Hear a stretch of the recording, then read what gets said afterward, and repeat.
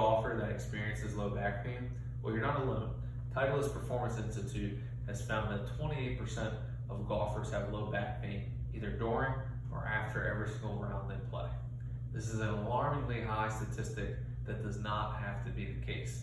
I'm here to talk to you today about some ways you can help prevent or treat your low back pain in golf and then why it occurs. So if you think about the golf swing, there's a lot of rotational demands, right? A lot of hip rotation, trunk and arm rotation requirements that come in through the backswing, and then through the downswing and follow through.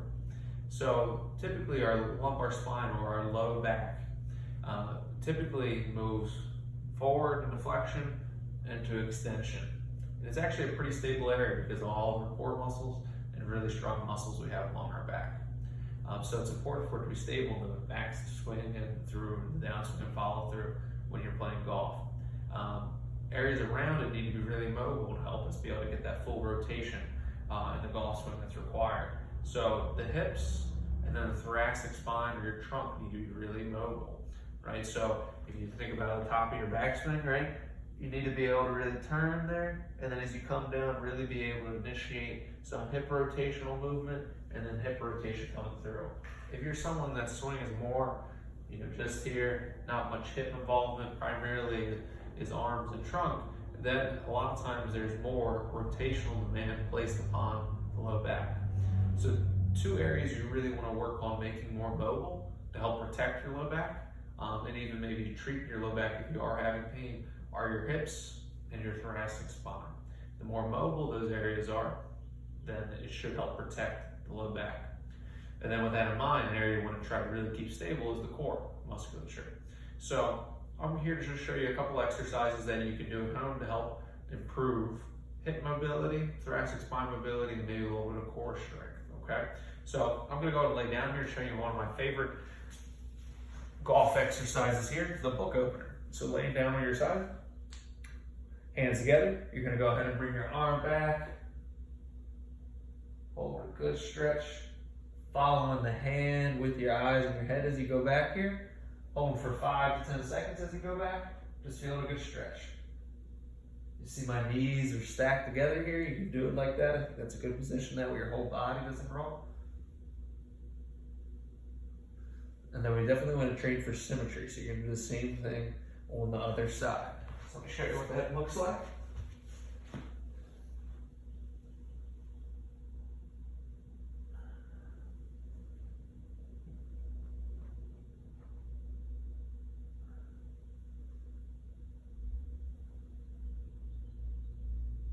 So that's an excellent thoracic spine or trunk rotation exercise you can try now.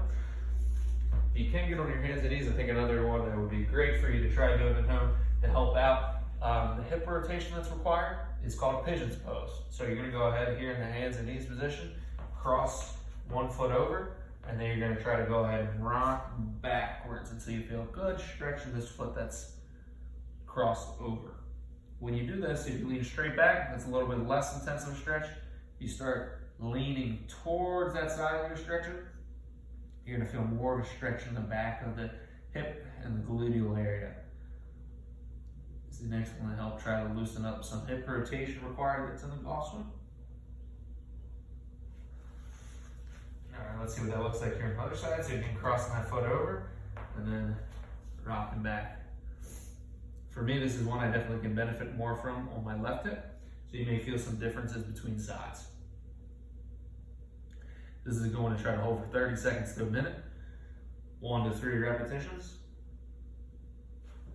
And then one, really work on the ability for your spine to stay more mobile in general. And I love, if you're a yogi, you may have done is cat-cow or cat-cow. So what you're going to try to do is arch your back down towards the floor. And then go ahead and arch your back up towards the ceiling. Hold for about 5 seconds in each position.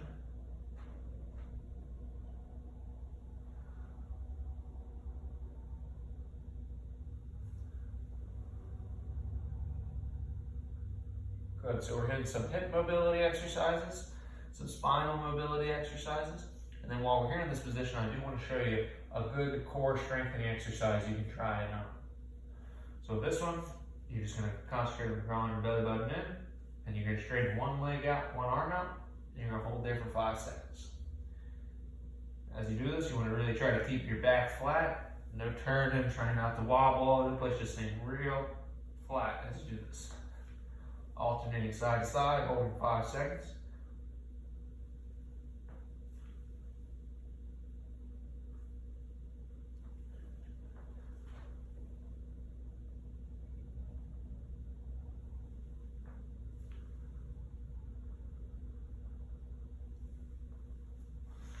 Good. Those are some good entry ones you can start doing at home to help improve how your hips move, your trunk or your thoracic spine moves, and then also working on some core strength. If you are dealing with back pain, these things can be really helpful to help you, and then also to prevent that from occurring. If this is something you're more interested in learning more about, feel free to contact me. As a doctor of physical therapy, an area I specialize in is low back pain and really teaching you treatment techniques you can do for yourself. Even if it be via us meeting virtually, I can maybe show you some specialized things for yourself. Have a great day.